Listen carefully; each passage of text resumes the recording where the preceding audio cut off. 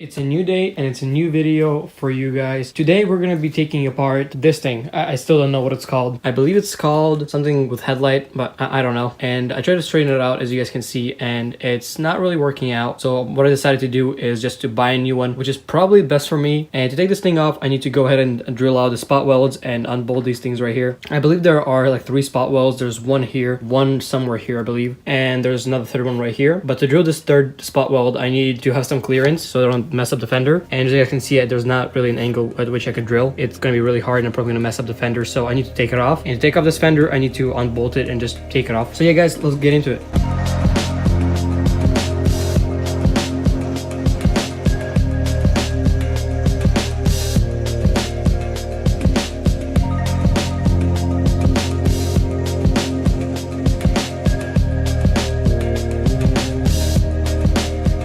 Alright guys, so what I ended up doing is this. So I took out these bolts, I unscrewed on the bottom so it can, so it doesn't flex as much. The bolt I was talking about doesn't even need to be unscrewed, it's just a separate thing right here. And it's pretty much pointless and it does not have to be touched at all. The only thing I need to do is drill out this spot weld right here and another spot weld here somewhere, I believe, or something like that. But I'm gonna go ahead and start drilling them out and taking this whole part off.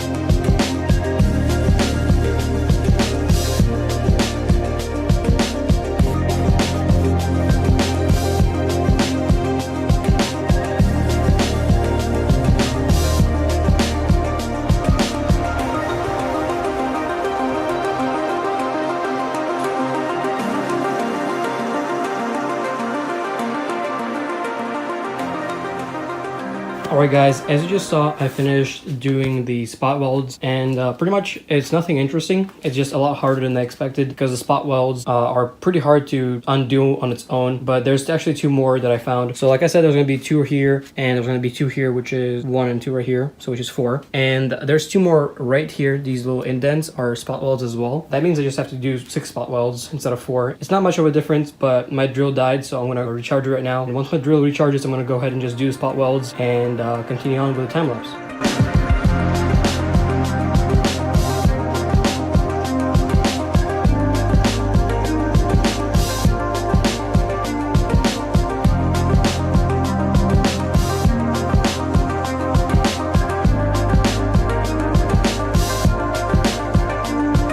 Alright guys, so I just took it off like as you saw, and there you go, that's pretty much it. It's off now. I'm gonna go ahead and continue on working on other things such as the airbag and the belts inside tomorrow once I wake up, and that's pretty much it. I'll see you guys tomorrow. Alright guys, today is a new day and a change of plans.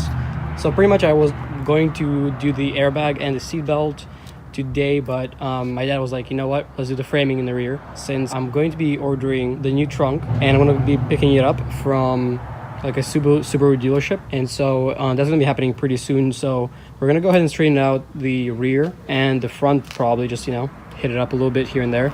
And so once that's done, I'm gonna go ahead and probably go buy parts. But until that happens, I'm gonna go ahead and give you guys a time lapse of us trying to pull out the framing. And then after we pull out the framing, depending on how long it takes, I might or might not do the seat belts and the airbag. So yeah, we'll just see what happens.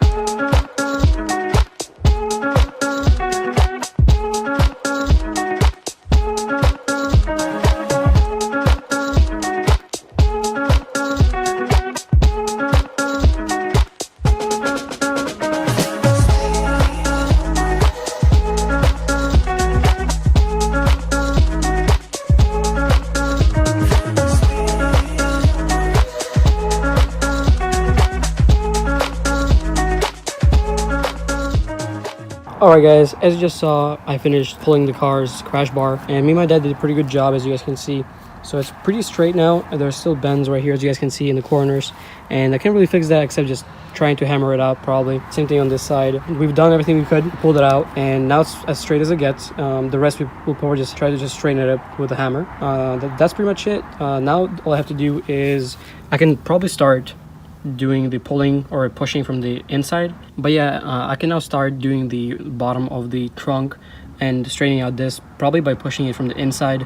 Also probably with a hammer, I'm guessing. Not really sure how we're gonna do that, but that seems to be the best choice right now. The only thing I'm gonna go ahead and start doing is doing the airbags. So the problem with the airbag and the seats is the airbag is pretty much blown, so I'm gonna be taking this whole thing out, the whole module, and then the belt is just, as you can see, it's pretty locked, so I can't really do anything about that. But I'm gonna go ahead and hop inside and do another time lapse of taking apart the airbag first and then the seat belt. So yeah, enjoy it.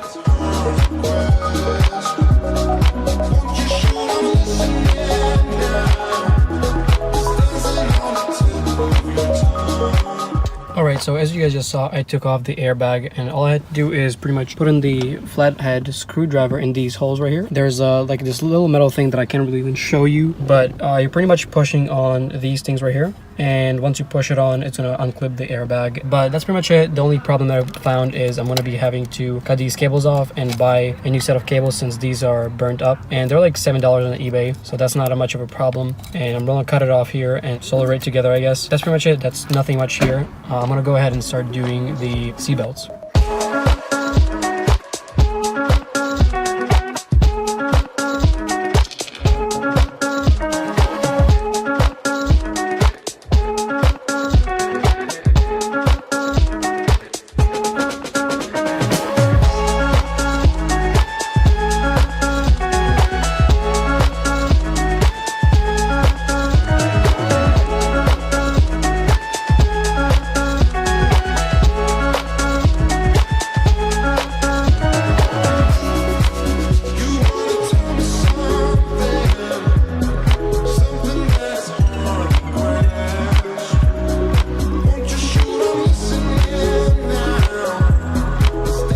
Alright guys, so as you just saw, I took apart this seat belt, or not really, but I partially did. So I popped off this little cover, paneling I guess, and the funny thing is, oh, not even funny, it's just weird that the belt works now. So as you guys can see, I can slide it out.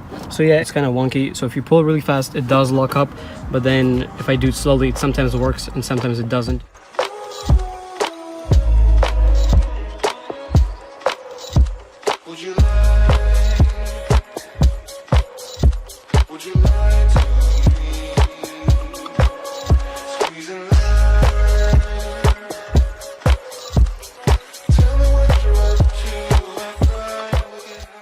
Alright, as you guys just saw, I took off the seat belt, and it was pretty easy, to be honest, except that one bolt, and all the bolts in the seat belts are very long. All the bolts in the seat belts are tightened really well, and that's what made it kind of hard to get off.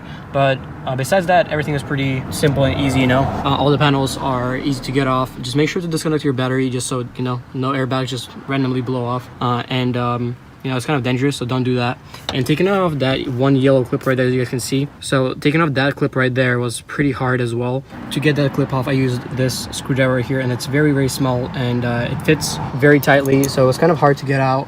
But if you're just careful enough and you just take time, you will get it off. Besides that, I'm gonna go ahead and do the same thing to the other side, and I'm not gonna really film it. Like I said last time, there's nothing interesting. It's the exact same process, and I don't think you guys want to see it twice. But that's pretty much it for today, guys, and for this episode. So I'll see you guys next time. If you like the video, please like, share, and subscribe, and peace out.